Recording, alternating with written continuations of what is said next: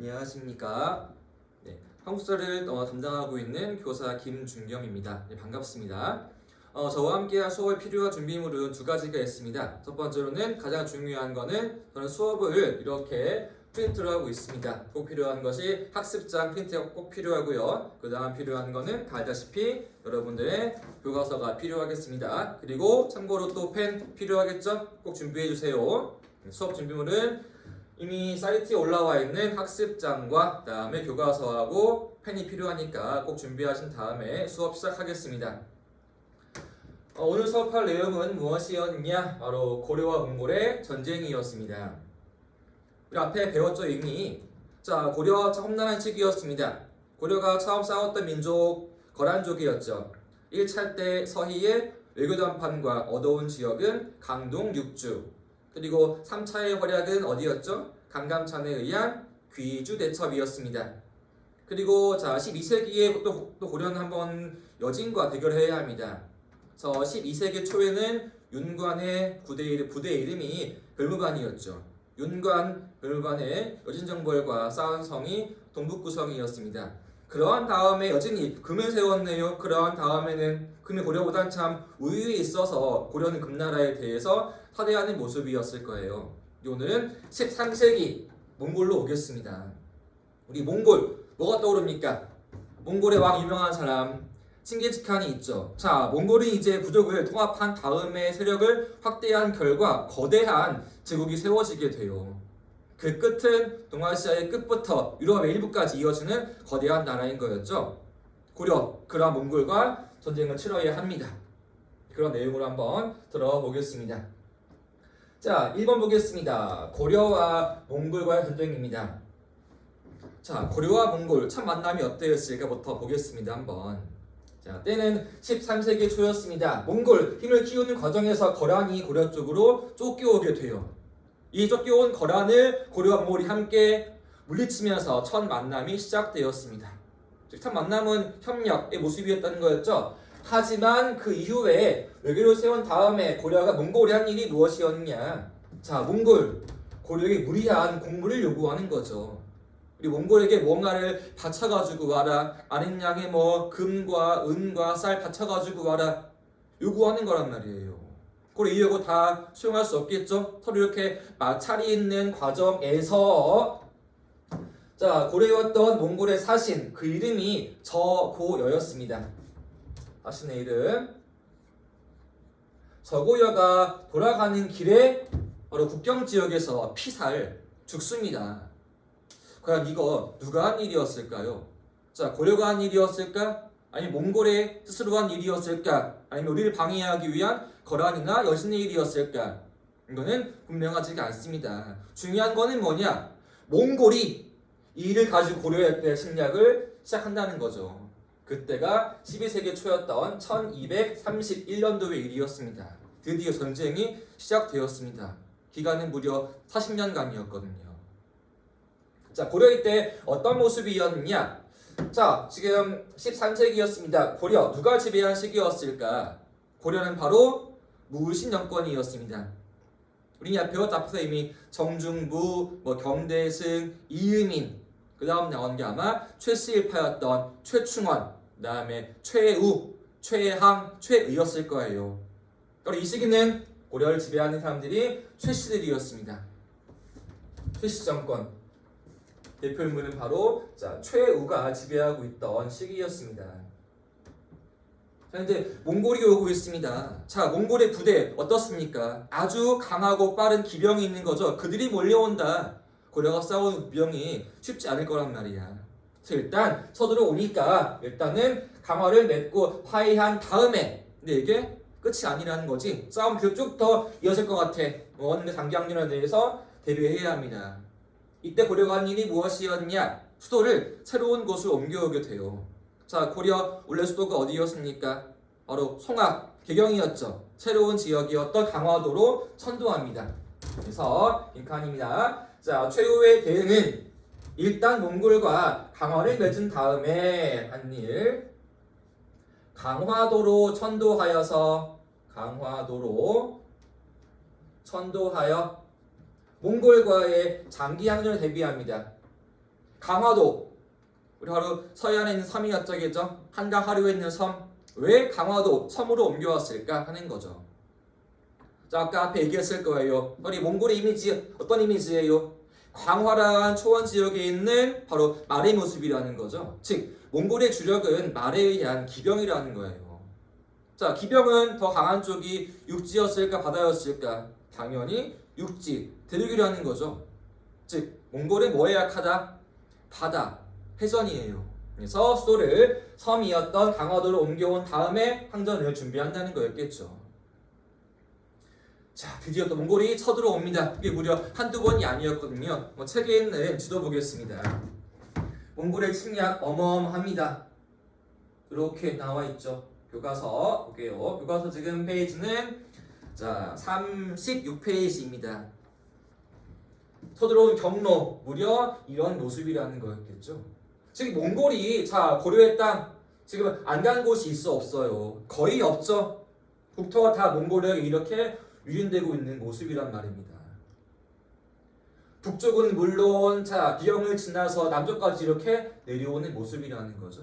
멀리 동경, 경주에도 오고 전라도에 나주에도 오는 모습. 국토에 거의 유인이 이루어지고 있습니다. 밟히는 모습이라는 거죠. 그때 우리요 어떻게 싸웠을까요? 우리 민족 아주 열심히 싸웠습니다. 주로 누가 싸운 것이었냐?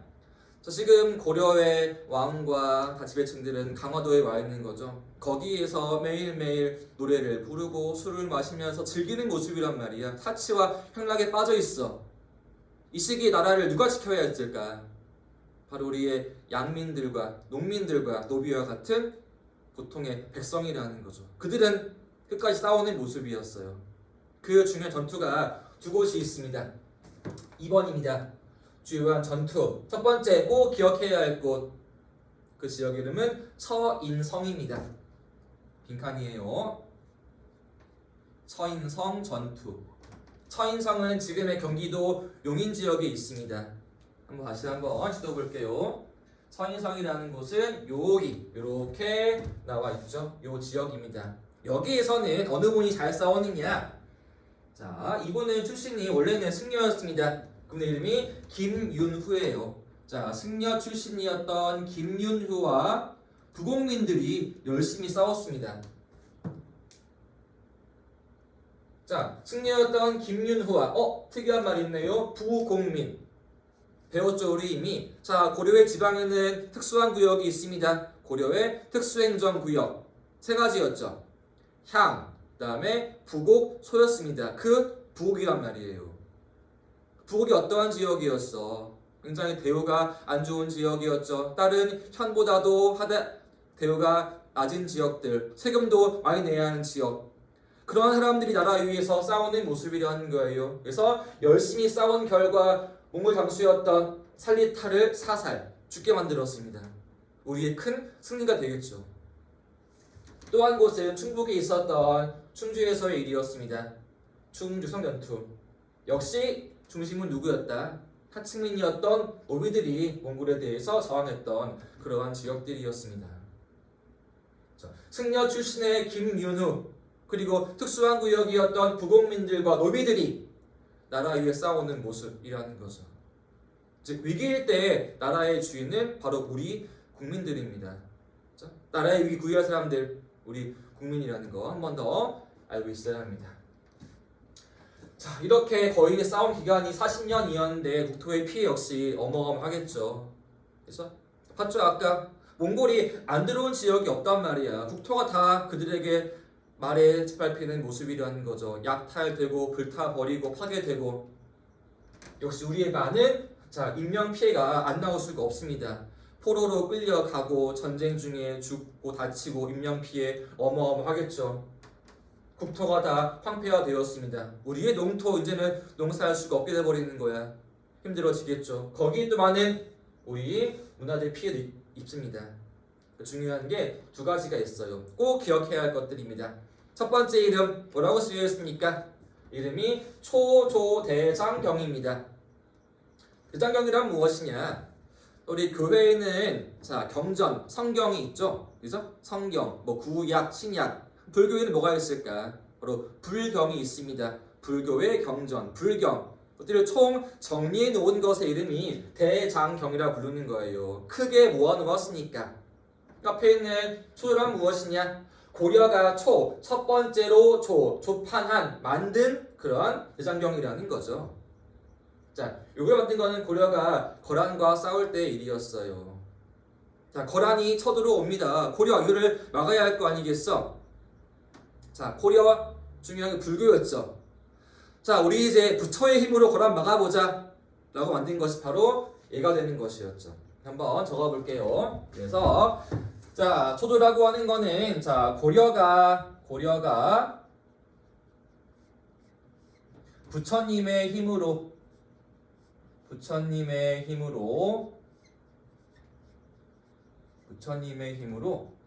자, 거란 침입을 막기 위해 만들었습니다. 거란의 침입을 막기 위함이었다. 거란의 침입을 막기 위해서 처음으로 만들었던 그러한 대장경이었습니다. 근데 이게 불타버리는 거예요. 당시에 있던 거 대구의 부인사였는데 이게 몽골에 의해서 불타버리는 모습이었죠. 한번 책으로 올게요. 책에 있는 지도 바로 여기 있는 이 모습이라는 거죠. 그래서 대구에 있던 대장경이 1232년 초반에 몽골에 의해서 불타버리는 모습이었다. 소실. 고려에 이제 다시 뭐 해야 할까요? 다시 얘를 만들어야겠죠. 불경에서 다시 만들었어. 다시에 따라서 이름 부르는 말이 제조입니다. 다시 만들었다 해서 제조. 한번 적어볼게요. 중요한 거니까. 자, 펜이 안 나와가지고 뭐 체크한 다음에 이어할게요. 그래서 고려가 다시 만든 것이 뭐라고요? 이름은 제조 대장경이었다. 그래서 다시 만든 것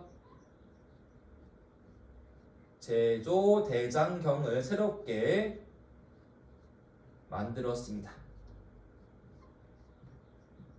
이거는 뭐 하기 위해서 이제 누굴 막기 위해서?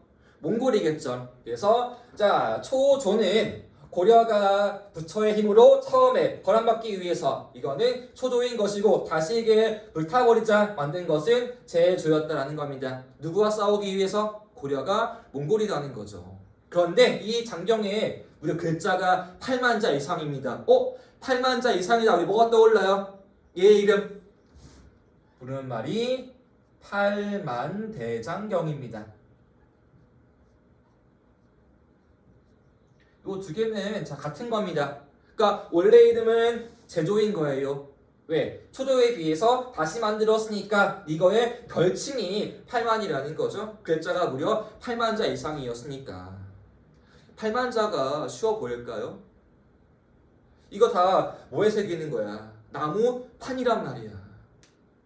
만약에 시작 한자가 틀렸다? 다 폐기하고 다시 해야 합니다. 이분들 이거 굉장히 성의있게 만들었단 말이야. 신인들이 한 글자를 새긴 다음에 부처님께 절을 올리고 또 한자를 파고 절하고 무려 이게 8만자라는 거죠. 그만큼 정성이 깃들여 있는 거란 말이야. 그죠? 그리고 지금도 남아있죠? 어디에 있습니까? 경상남도 합천 해인사에 있습니다. 그렇죠? 해인사 8만 대장 경판전 건물 있는 모습 떠올릴 수 있을 겁니다. 두 개 한번 비교해 줘야 돼요. 초조는 거란과 싸우기 위해서, 그 다음에 제조는 누구와 싸우기 위해서? 몽골이었습니다. 또 한 개 유물이 있습니다. 바로 신라의 유명한 절 황룡사였죠. 거기에 있던 충북탑도 몽골에 의해서 불타버립니다. 그렇죠? 우리 황룡사 지어진 게 언제예요? 옛날 7세기 모습이었죠. 요 목탑 거대한 규모였죠. 다 이게 불타버리게 돼. 경주에 지금 터가 남아있죠. 황룡사지. 터가 아주 넓고 횡합니다. 다 타버려가지고. 이게 바로 이때 몽골에 의해서 불타버리는 거란 말이야. 그렇죠? 너무나 우리한테는 아쉬운 일이겠죠. 전쟁이라는 게 그런 겁니다. 남는 게 아무것도 없어. 자, 이러한 싸움 드디어 오래오래 이어서다가 드디어 우리도 몽골과 강화가 이루어집니다. 강화라는 거는 화해하는 겁니다. 전쟁을 끝내기로 화해하는 모습이라는 건데, 자, 지금 고려는 누가 지배한 중이었어? 아까 얘기한 대로 지금 최씨의 무신들의 시기였습니다. 지금 이들이 잘 싸우고 있습니까? 그게 아니라는 거지. 전쟁이 너무나 길어지고 있어. 싸움 잘 못하고 있어. 결국 내부에서도 분열이 이루어질 수밖에 없습니다. 몽골대 우리들은 항복해야 한다, 강화해야 한다, 아니야 싸워야 한다. 내부에서 분열이 이루어지면서 서서히 무신들이 붕괴가 되었습니다.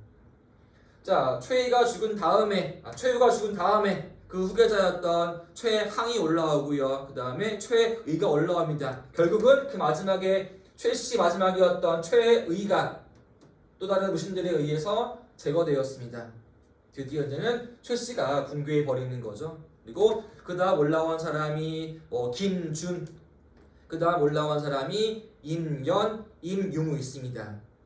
마지막 임유무도 제거되었으면서 되고 무신이자 아예 붕괴해 버리고 고려는 몽골과 강화가 이루어집니다. 이제 우리 그만 싸우겠다, 화해하자라고 해서 강화가 이루어지게 돼요. 그때 조건이 무엇이었냐?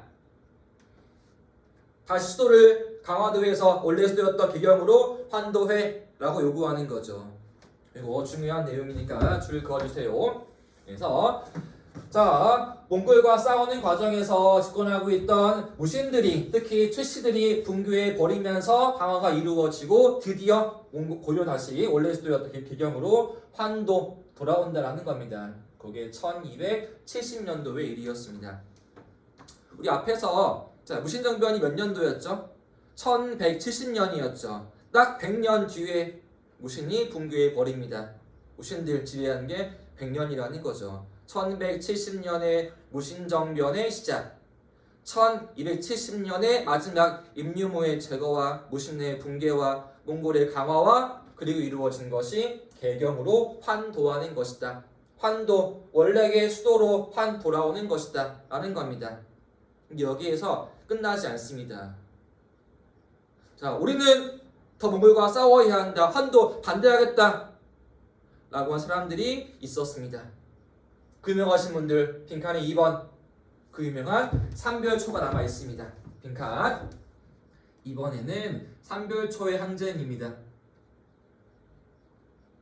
삼별초 배웠죠 앞에서, 그래서 야별초, 좌별초, 우별초, 그죠? 나왔던 것들, 얘들 삼별초 있습니다. 아마 교과서 보면은 35페이지 있을 거란 말이에요. 자, 처음 시작은 최씨였던 최후였습니다. 처음 이름은 야별초였죠. 이후에 둘로 나누어지게 돼요. 야별초의 분열, 좌별초와 우별초, 여기 플러스 신의군 해가지고 나온 것이 삼별초였단 말이야. 즉 이들은 지금 누구를 위해 싸운 겁니까? 바로 최의 등의 최씨를 위해 싸운 거란 말이야. 그들이 이제 붕괴해 버렸네, 또 몽골과 강화한 다음에 환도하고 있네, 이러한 것 나는 허용할 수 없다, 우리 싸워야 한다라고 주장한 사람들이 여기 있는 삼별초인 거였죠. 개경에 환도하지 말아야 한다, 근거지를 옮겨 싸우게 돼요. 한번 책으로 올게요. 자, 근거지 처음 시작 지역은 강화도였습니다. 보여 지역이 색깔 삼별초의 경로였습니다. 이동 경로. 처음에는 강화도에 있다가 더 남쪽으로 와서 그 다음에는 진도로 왔고요. 마지막에 온 곳이 탐락, 제도로 왔습니다. 굉장히 잘 싸웠단 말이에요. 한때 남해안에 싹 다 휩쓸었습니다. 하지만 결국은 자, 고려와 몽골에 의해서 다 진압되었네요. 그게 책에 써있네. 이렇게 1273년도의 일이었습니다. 이제 고려와 몽골의 싸움은 아예 끝나버린 거죠. 결과는 강화, 고려의 항복이라는 겁니다. 여기까지가 자, 고려와 몽골의 전쟁에 대한 내용이었습니다. 그럼 이제 자, 그 이후에 우리 모습은 어떤 모습이었을까? 과연 자, 고려와 몽골은 어떤 사이였을까 봐야겠죠. 이게 다음 나와 있는 2번 되겠습니다. 일단 나머지 지우고 하겠습니다. 먼저 지운 다음에 가자고요. 볼게요. 이런 말이 있네. 자, 몽골 원. 이런 말이 있네. 자, 몽골 이제 바꿔의 이름을, 나라 이름을 원으로 합니다.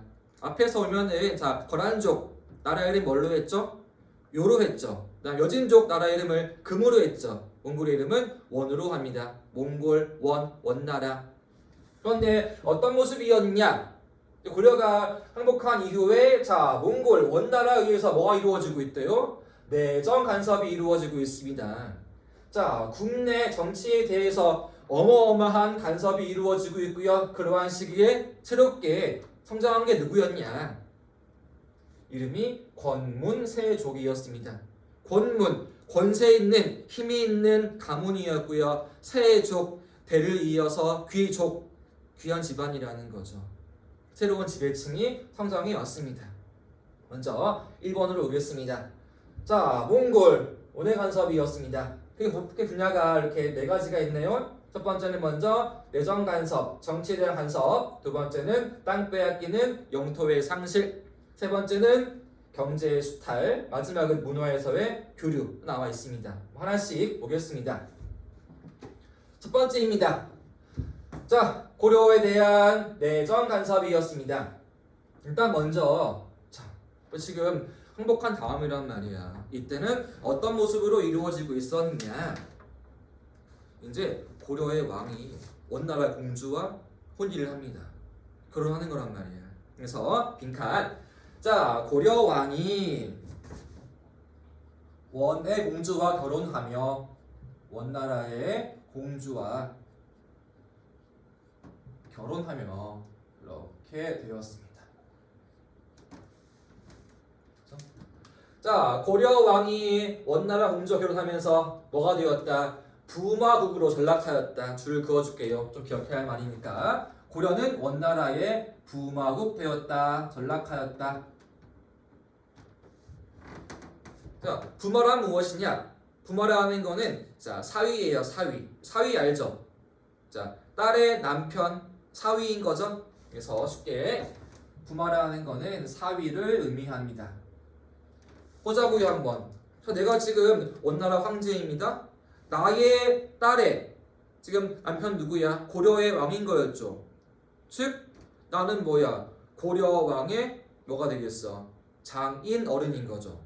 고려 왕은 나의 사위인 거란 말이야. 사위, 요게 부마라는 거지. 그래서 이제 자 고려는 원나라의 사위 나라이다.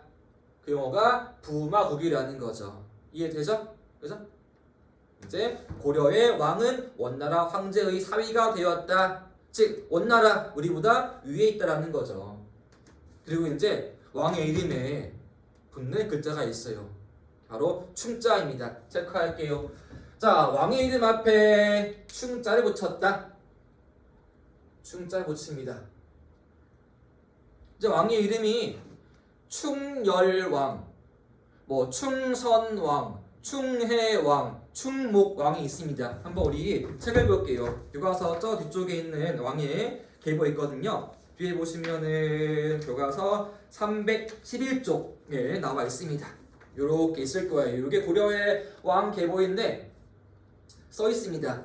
자, 25대 왕 충렬왕, 26대 충선왕, 27대 충숙왕, 그 다음에 뭐 충해왕, 충목왕, 충정왕이 있습니다. 이 충자 한자로 뭘까요? 당연히 충성충이라는 거죠. 즉 뭐야? 고려의 왕은 원나라 황제에 대해서 뭐 하겠다? 충성을 다하겠다라는 거죠. 충성의 의미입니다. 충성 충자이다. 충성의 의미 되겠죠. 자, 두 번째입니다. 왕실의 호칭과 관제가 격화되었다. 왕의 호칭, 관제, 통치에 필요한 제도가 격이 하나의 지위가 아래로 내려오는 것이었다. 왜냐? 원나라는 황제야. 그 아래에 우리가 있어. 우리 달라져야겠지? 우리보다 한 단계 위, 우리 원보다 아래니까 격이 하나 아래 내려오는 것이다. 이게 격하입니다. 먼저 한번 자 통치형태 보겠습니다. 고려의 중앙기구 배우자 앞에서 이성 육부였을 거예요. 자, 이성 뭐랑 뭐였지? 가장 중요했던 곳은 중서 문화성이었죠. 정책을 결정하는 곳. 또 한 가지 뭐였습니까? 상서성 집행하는 곳이었죠. 그래서 이성일 거예요. 그 다음에 육부는 뭐였습니까? 상사 아래에 있었죠. 이, 병, 호, 형, 얘 공부란 말이야. 이게 바뀌어요 이제. 보겠습니다. 자, 이 성은 통폐합되어서 하나의 첨의부가 되었습니다. 두 개가 하나가 되었고요. 지위도 성에서 부로 한 단계 내려오는 거예요. 성이 위에 있는 기구를 부르는 거야. 부가 아래에 있는 것이었고요. 그 다음에 자, 육부도 일부가 통폐합되어서 줄었습니다. 네 가지로. 그래서 육부는 4개의 4로 줄어들었다. 자, 부가 위에 기구고 4가 아래에 있는 겁니다. 숫자가 역시 통폐합되어서 격이 아래로 내려오는 모습이라는 거죠. 자, 관제가 격화되었다는 겁니다. 그 다음에 호칭으로 봅시다. 이제 우리 왕을 칭호할 때 조와 종 안 씁니다. 태조, 왕건, 광종, 성종 이거 안 써. 이제는 그냥 왕이라는 거죠. 충렬왕, 충선왕, 공민왕 하나 아래로 내려오는 모습이라는 거고요. 그 다음에 우리 이제는 자, 왕을 부를 때 폐하라고 부릅니다. 폐하는 황제 부르는 거였거든. 황제 폐하가 아니라 우리는 국왕 전하입니다. 또 이렇게 바뀌어오는 거죠. 그래서 고려 황제 폐하, 왕은 국왕 전하. 그러면은 자, 폐하의 아들은 뭐라 부를까? 태자야. 하지만 전하의 아들은 세자입니다. 하나씩 내려오는 모습이라는 거죠. 왜? 고려는 원나라의 부마 사위인 거였으니까 용어를 달리 써야 한단 말이야. 격을 낮추는 모습이었다라는 겁니다. 그 다음 또 우리의 새로운 기구를 두었습니다. 기구의 이름 꼭 기억해야 할 중요한 기구인데요. 그 이름이 정동행성이 있습니다. 새로운 기구 정동행성 설치. 자, 뜻이 무엇이었냐? 정동행성이라는 거는 몽골이 동쪽을 정벌하기 위해 두었던 행성, 관청이라는 겁니다. 자, 이제 대륙에 있었던 원나라입니다. 고려를 복속이었어. 다음 더 동쪽으로 진출해 옵니다. 그 끝에 누가 있어? 바로 일본이 있는 거죠. 그래서 즉 몽골이 동쪽에 있는 일본을 정벌하기 위해 고려에다가 기구를 두었습니다.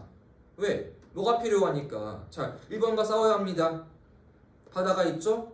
군함, 배를 만들어야 돼. 누가 해 이거? 고려가 대주는 거란 말이죠. 또 거기에 필요한 군인과 그들이 먹어야 할 식량과 물자가 있지? 다 어디에서 한다?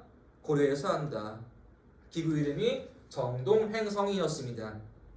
총 원정이 2번이 이루어지는데 2번 다 태풍에 의해서 실패해버리게 돼요. 자, 몽골이 오니까 갑자기 태풍이 불어온다. 배가 다 침몰해버리겠죠. 1차 정벌 실패. 또 준비해서 2차 또 갔어. 또 태풍이 오네. 또 실패해버리게 돼.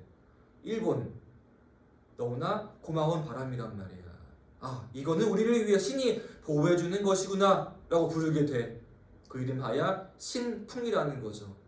신이 우리에게 준 바람, 신풍. 이게 일본어로는 카미카제입니다. 이게 나온 게 이때였거든요. 실패했잖아. 기구를 폐지했잖아. 나 그대로 유지한 가운데에서 우리에 대해서 간섭이 이루어지는 기구. 이름 뭐라고요? 정동행성이라는 겁니다. 또 우리에게 관리를 보내었습니다. 관리의 명칭은 빈칸에 다루가치입니다. 다루가치. 이거는 사람이 아니라 관직의 이름이에요. 자, 다루의 의미는 몽골어로 진압하는 거예요. 그래서 같이 뭐뭐한 사람. 그래서 고려를 정복지를 진압한 사람이라는 의미로 보내 우리를 통치한다는 거죠.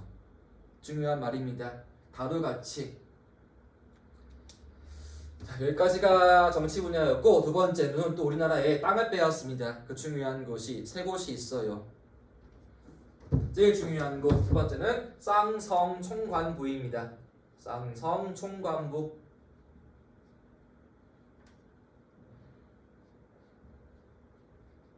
설치한 지역은 자, 화주, 철령 이북이었는데 옆에 있는 그림 보면은 바로 요 지역입니다. 철령은 고개를 의미하는 거예요. 뭐 대관령 같이. 그래서 철령의 북쪽에 있습니다.